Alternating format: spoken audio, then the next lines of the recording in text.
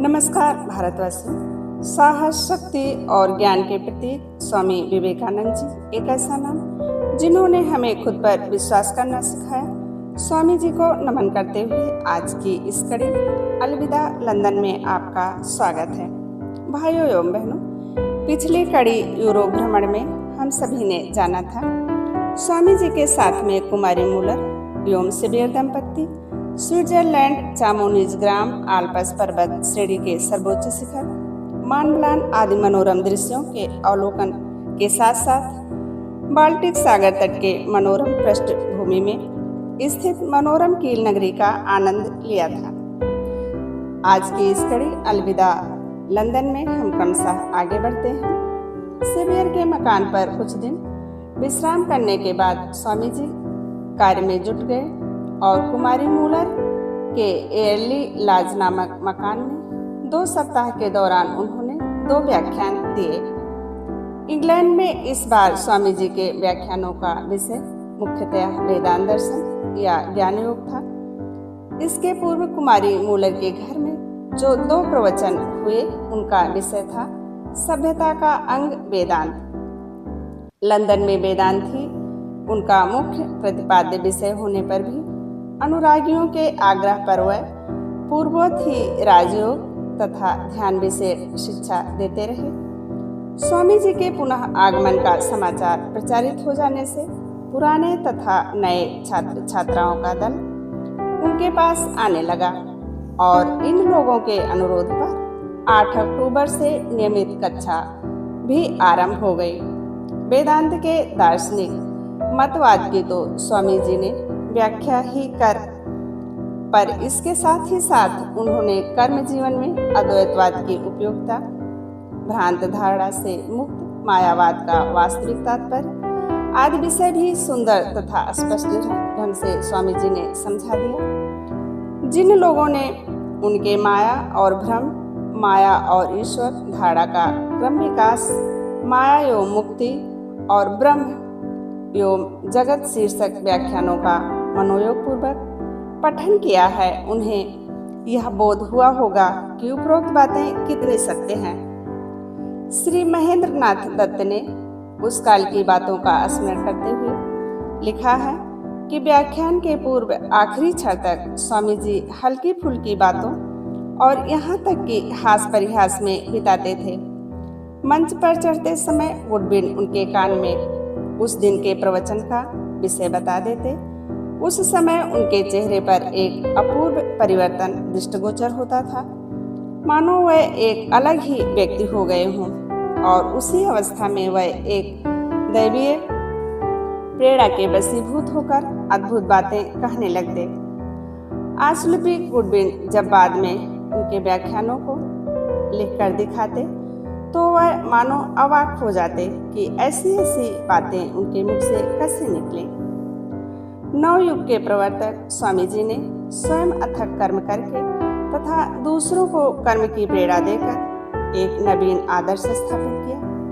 कर्म करते हुए भी कर्म न करना, इस द्वंद्व की पराकाष्ठा के भीतर उन्होंने गीतोक्त कर्म में अकर्म देखना और अकर्म में कर्म देखना इस मूल मंत्र का आविष्कार किया था। स्विट्जरलैंड से लिखे उनके 22 अगस्त के पत्र में वैराग्य का सुर थोड़ा उच्च स्वर में ही बजा है। मैंने कार्य आरंभ कर दिया है, अब अन्य लोग इसे आगे बढ़ाएं। आप देख रही हैं कि कार्य को शुरू करने के लिए कुछ समय तक मुझे धन संपत्ति का स्पर्श करना पड़ा। अब मेरा दृढ़ विश्वास है कि मेरा कर्तव्य पूरा हो चुका है। अब वेदांत या जगत के किसी अन्य दर्शन और यहाँ तक कि कार्य के प्रति मेरा कोई आकर्षण नहीं है। मैं प्रस्थान की तैयारी में हूँ और इस पृथ्वी रूपी नरक में फिर नहीं लौटना चाहता। यहाँ तक कि इस कार्य की आध्यात्मिक उपयोगिता के प्रति भी मेरी अरुचि होती जा रही है। माँ मुझे शीघ्र अपने पास बुला लें और फिर कभी मुझे लौटना ना पड़े। ये सारे कार्य तथा दूसरों की भलाई इत्यादि चित्त शुद्धि के साधन मात्र हैं। इन्हें मैं बहुत कर चुका। यह जगत चिरकाल तक सर्वदा जगत ही रहेगा। अतः बारंबार कर्म त्याग की बात कहने और उसके कुछ काल बाद ही स्विट्जरलैंड से लौटकर पुनः भगवत निर्दिष्ट कर्म में लग जाने के बीच को अंतर्द्वंद नहीं है। इस प्रकार लौकिक अर्थ में अभिमान के वशीभूत होकर वह कभी कर्म में नहीं लगे और अभिमान रहित कर्म का उन्होंने कभी त्याग नहीं किया।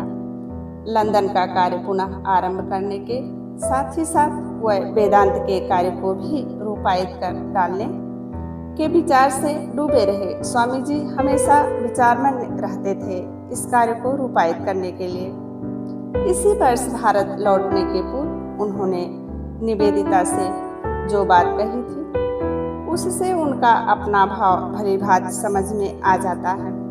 16 दिसंबर को उनकी भारत यात्रा की तिथि निर्धारित हो जाने की बात जब उनके मित्रों के कान में पड़ी तो पहले की सारी दुविधा को त्याग कर एक दिन मार्गरेट ने स्वामी जी से कहा वह भी भारत जाना चाहती हैं। अतः सहसा इसे सुनकर स्वामी जी आश्चर्यचकित रह गए।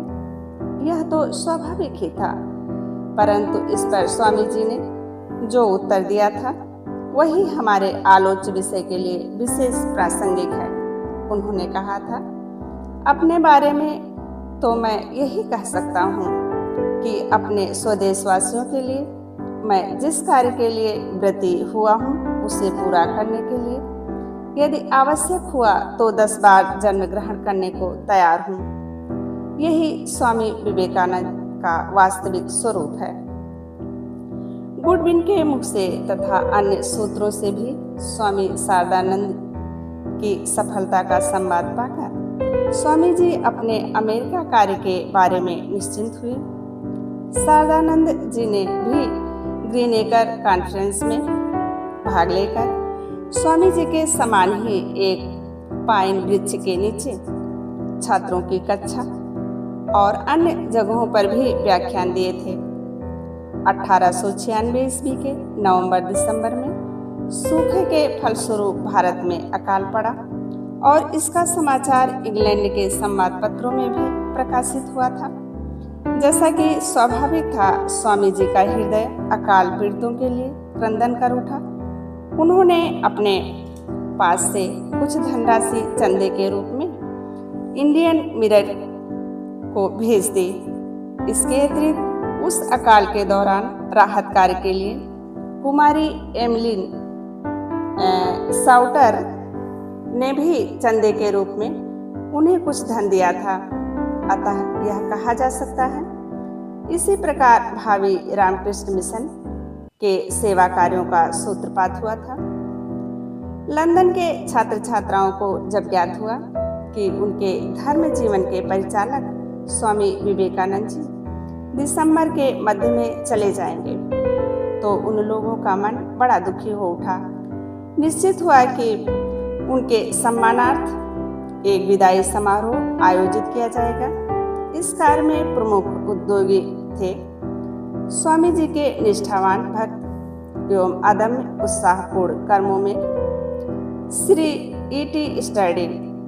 गुडविन की सहायता से उन्होंने विदाई का संभाषण लिखा और स्वामी जी के सभी भक्तों एवं मित्रों को निमंत्रण पत्र भेज दिया। अधिवेशन के सभापति श्री E.T. स्टडी ने स्वामी जी के कर कमलों में अपना विदाई का अभिभाषण अर्पित किया। स्वामी जी ने भी अत्यंत विचलित होकर आवेग रहित एक प्रीतिपूर्ण पर अध्यात्म भाव से समृद्ध व्याख्यान दिया। इंग्लैंड के निवासियों के प्रति पूर्ण आस्था एवं प्रीति लेकर स्वामी जी ने स्वदेश की ओर प्रस्थान किया। आज की कड़ी में बस इतना ही। भाइयों एवं बहनों, अगली कड़ी स्वदेश की ओर में हम देखेंगे स्वामी जी अपने शिष्यों के साथ डोवर, कैले तथा मांट से निस होते हुए इटली की ओर अग्रसर हुए। अमेरिका और इंग्लैंड की सफलता एवं भविष्य में भारत में होने वाले तुमुल आंदोलन की आशा में स्वामी जी का मन हर्षित था। क्रमशः हम अगली कड़ी स्वदेश की ओर में विस्तार से जानेंगे। भाइयों एवं बहनों, एक विचार लो, उस विचार को अपना जीवन बना लो। स्वामी जी के उन्हीं महान विचारों को आप तक पहुंचाने का मेरा यह एक छोटा सा प्रयास है। तो युग नायक स्वामी विवेकानंद जी की बायोग्राफी समरी सीरीज की प्रत्येक कड़ी का हिस्सा बनने के लिए मेरे चैनल को सब्सक्राइब करना ना भूलें। हाँ, लाइक एवं कमेंट अवश्य करें।